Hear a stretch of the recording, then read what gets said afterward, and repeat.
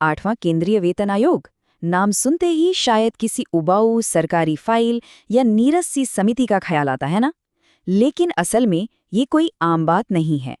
आज के इस खास एक्सप्लेनर में हम एक ऐसे वित्तीय महाकुंभ की बात कर रहे हैं जो पूरे 10 साल में सिर्फ एक बार आता है।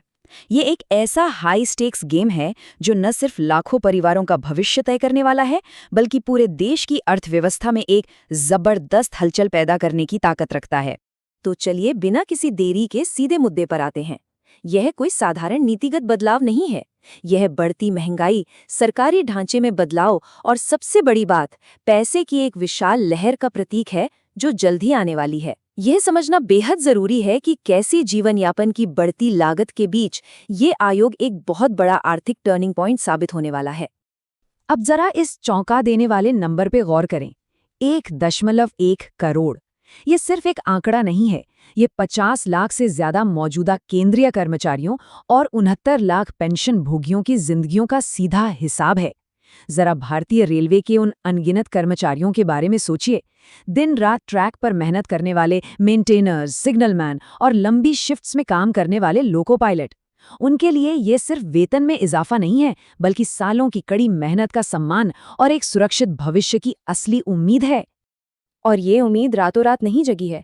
इस पूरी कहानी के पीछे है 10 साल का एक बहुत लंबा इंतजार। 2016 में जब 7वां वेतन आयोग लागू हुआ था, तब से लेकर आज तक एक पूरा दशक बीत चुका है। इस दौरान महंगाई आसमान छू रही है और हर घर का बजट बुरी तरह से प्रभावित हुआ है। खास तौर पर हमारे रेलवे और रक्षा क्षेत्र के कर्मचारियों के लिए, जिन्होंने इन 10 सालों में बिना थके काम किया है, ये नया वेतन संशोधन एक बेहद भावुक और महत्वपूर्ण क्षण बन गया है। इस पूरे खेल को समझने के लिए कुछ तकनीकी शब्दों का जाल सुलझाना होगा। सबसे पहला नाम आता है फिटमेंट फैक्टर का। इसे बस एक जादुई चाबी की तरह समझिए जो नए और बढ़े हुए वेतन का ताला खोलती है। ये वो नंबर है जिससे पुराने बेस वेतन को गुणा करके नया वेतन निकाला जाता है। याद रहे, 7वें वेतन आयोग में 2.57 के फिटमेंट फैक्टर का इस्तेमाल हुआ था और अब हर किसी की नज़र इसी जादुई चाबी पर टिकी है। अब ये जादुई चाबी कमाल कैसे करती है, इसका असर देखिए। एक तरफ 7वें वेतन आयोग का पुराना न्यूनतम बेस है जो 18,000 रुपये था, और दूसरी तरफ 8वें वेतन आयोग से जुड़ी उम्मीदें हैं। अनुमान लगाया जा रहा है कि नया न्यूनतम वेतन 21,600 रुपये से लेकर 51,480 रुपये तक कहीं भी सेट हो सकता है। ये पूरी तरह इस बात पर निर्भर करेगा कि सरकार आखिर में कौन सा फिटमेंट फैक्टर चुनती है। सच में ये एक बहुत बड़ी छलांग हो सकती है। इसके बाद एक और दिलचस्प फॉर्मूला आता है जिसे पारिवारिक इकाई फॉर्मूला या फैमिली यूनिट फॉर्मूला कहते हैं। आखिर सरकार ये कैसे तय करती है कि सम्मानजनक जीवन जीने के लिए कम से कम कितने पैसों की जरूरत है? ये फॉर्मूला इसी का जवाब है।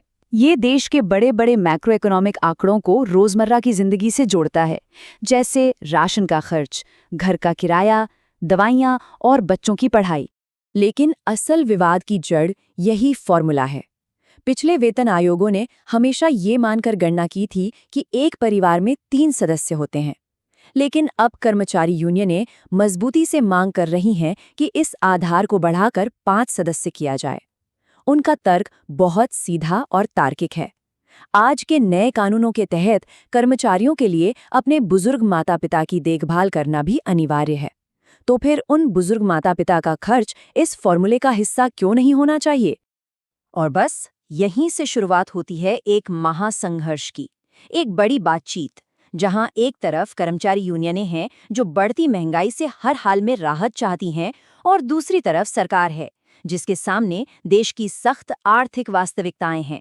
ये सिर्फ टेबल के आर पार की बातचीत नहीं है, ये एक बहुत ही नाजुक संतुलन बनाने की कोशिश है। अब जरा यूनियनों की मांगों के इस पैमाने को देखिए, कोई भी हैरान रह जाएगा।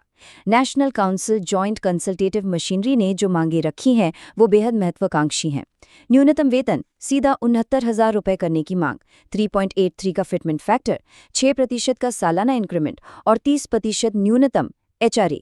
और इन सब के ऊपर सबसे बड़ा मुद्दा पुरानी पेंशन योजना यानी OPS की पूरी तरह बहाली। पर क्या ये सब इतनी आसानी से मिल जाएगा? आइए इतिहास के पन्नों से थोड़ी वास्तविकता की जांच करते हैं। जब 7वां वेतन आयोग आया था तब भी यूनियनों ने 3.71 के भारी भरकम फिटमेंट फैक्टर की मांग की थी, लेकिन अंत में सरकार ने इसे 2.57 पर मंजूरी दी।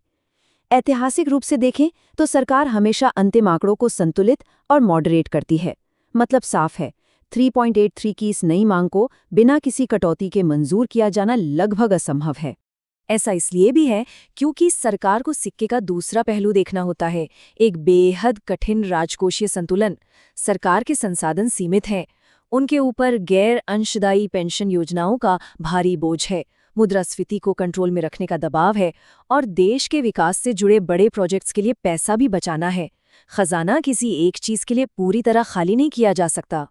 तो अब सवाल उठता है कि ये सब आखिर होगा कब? आइए टाइमलाइन पर नजर डालते हैं।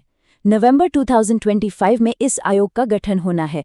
उसके बाद 18 महीने तक इसकी गहरी समीक्षा चलेगी, यानी रिपोर्ट मई-जून 2027 के आसपास आएगी। लेकिन सबसे बड़ी राहत की बात यह है कि ये नया वेतन 1 जनवरी 2026 से लागू होने की उम्मीद है। इसका सीधा सा मतलब है कि भले ही रिपोर्ट आने में समय लगे, लेकिन कर्मचारियों को उनका बकाया पैसा यानी एरियर पिछले प्रभाव से जरूर मिलेगा। और जरा सोचिए, जब ये एरियर वाला मोटा पैसा एक साथ लोगों के हाथों में आएगा तो क्या होगा? इसका असर सिर्फ सरकारी कर्मचारियों के बैंक खातों तक सीमित नहीं रहेगा। ये बाजार में नकदी की एक बड़ी लहर लेकर आएगा। लोग जम के खर्च करेंगे, रियल एस्टेट बाजारों में भारी उछाल आएगा और स्थानीय अर्थव्यवस्थाएं पूरी तरह से बदल जाएंगी। ये एक तरह का डोमिनो इफेक्ट है। जब केंद्र सरकार वेतन बढ़ाती है तो राज्य सरकारों पर भी अपने कर्मचारियों का वेतन बढ़ाने का भारी दबाव आ जाता है, भले ही उनका बजट इसकी इजाजत ना दे। यहाँ तक कि प्राइवेट सेक्टर को भी अपनी कंपनियों में टैलेंट को रोके रखने के लिए सैलरी बढ़ानी पड़ती है। बाजार में मांग तो बढ़ती है, लेकिन इसके साथ ही महंगाई बढ़ने का एक नया और बड़ा खतरा भी पैदा हो जाता है। तो अंत में सब कुछ इसी एक अहम बिंदु पर आकर टिक जाता है। क्या ये अंतिम फैसला उन 1.1 करोड़ परिवारों, जिसमें दिन रात मेहनत करने वाले हमारे रेलवे कर्मचारी भी शामिल हैं, कि रोजमर्रा के जीवन को बेहतर बनाने और साथ ही भारत के दीर्घकालिक राजकोषीय स्वास्थ्य को सुरक्षित रखने के बीच एक सफल संतुलन बना पाएगा? ये देश के सबसे बड़ी वित्तीय बातचीत है और इसका नतीजा हर एक नागरिक को किसी न किसी रूप में जरूर प्रभावित करेगा।